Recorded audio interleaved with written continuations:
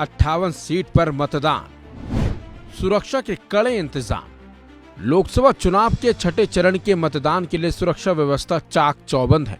दिल्ली की सभी 7 सीटों समेत 6 राज्यों और 2 केंद्र शासित प्रदेशों की 58 लोकसभा सीटों पर मतदान है। राजधानी की सभी सीटों के अलावा छठे चरण में उत्तर प्रदेश की 14 सीटों, हरियाणा की सभी 10 सीटों, बिहार और पश्चिम बंगाल की 8-8 सीटों, ओडिशा की 6 सीटों, झारखंड की 4 सीटों और जम्मू कश्मीर की 1 सीट पर वोटिंग है।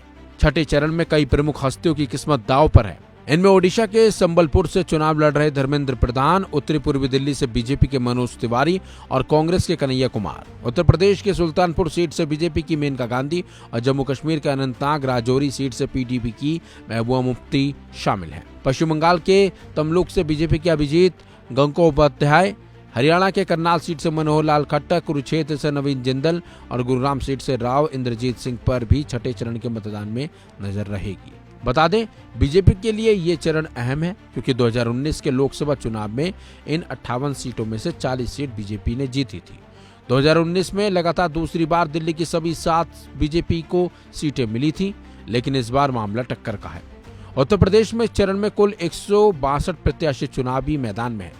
सुल्तानपुर, प्रतापगढ़, फूलपुर, इलाहाबाद, अंबेडकर नगर, श्रावस्ती, डुमरियागंज, बस्ती, संत कबीर नगर, लालगंज, आजमगढ़, जौनपुर, मछली शहर और भदोही पर वोटिंग है। बिहार की 8 सीटों पर 86 प्रत्याशी मैदान में है। ये सीट है वाल्मीकि नगर, पश्चिमी चंपारण, पूर्व चंपारण, शिवहर, वैशाली, गोपालगंज, सिवान और महाराजगंज। वहीं हरियाणा में लोकसभा की कुल 10 सीटें हैं इनमें शामिल, जिसमें अंबाला, कुरुक्षेत्र, सिरसा, हिसार, करनाल, सोनीपत, रोहतक, भिवानी, महेंद्रगढ़, गुड़गांव और फरीदाबाद शामिल है। झारखंड की गिरिहट, धनबाद, रांची और जमशेदपुर लोकसभा सीट पर इस चरण में मतदान है।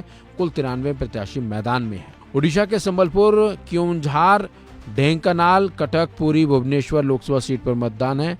इसमें कुल 64 प्रत्याशी चुनावी मैदान में है। पश्चिम बंगाल की तामलुक, कांथी, घाटल, झाड़ग्राम, मेदिनीपुर, पुरुलिया, बंकुरा, विष्णुपुर लोकसभा क्षेत्र में भी चुनाव है। कुल 79 प्रत्याशी मैदान में है। बात अगर राज्यों के लिहाज से करें तो अगर बीजेपी को अपनी बढ़त को और ज्यादा मजबूत करना है तो इस बार यूपी की 14 सीटों पर स्वीप करना पड़ेगा, लेकिन इस बार जमीन पर बदले हुए समीकरणों की वजह से चुनौती ज्यादा बड़ी बन चुकी है। पिछले चुनाव में इन्हीं 14 सीटों में से बीजेपी को 9 पर जीत मिली थी, मायावती की पार्टी को 4 पर जीत मिली थी और सपा सिर्फ 1 सीट जीत पाई थी। इस बार समाजवादी पार्टी ने चुनावी फिजा को बदलने के लिए कुछ परिवर्तन जरूर किए हैं।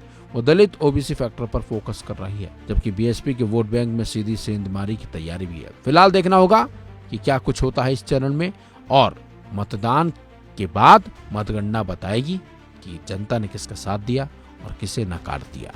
फिलहाल इस खबर में बस इतना ही। अपडेट्स के लिए बने रहिए वन इंडिया हिंदी के साथ।